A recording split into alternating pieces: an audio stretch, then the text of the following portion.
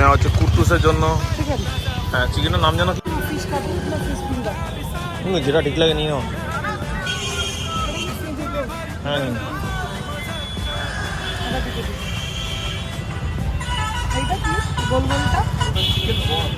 chicken box না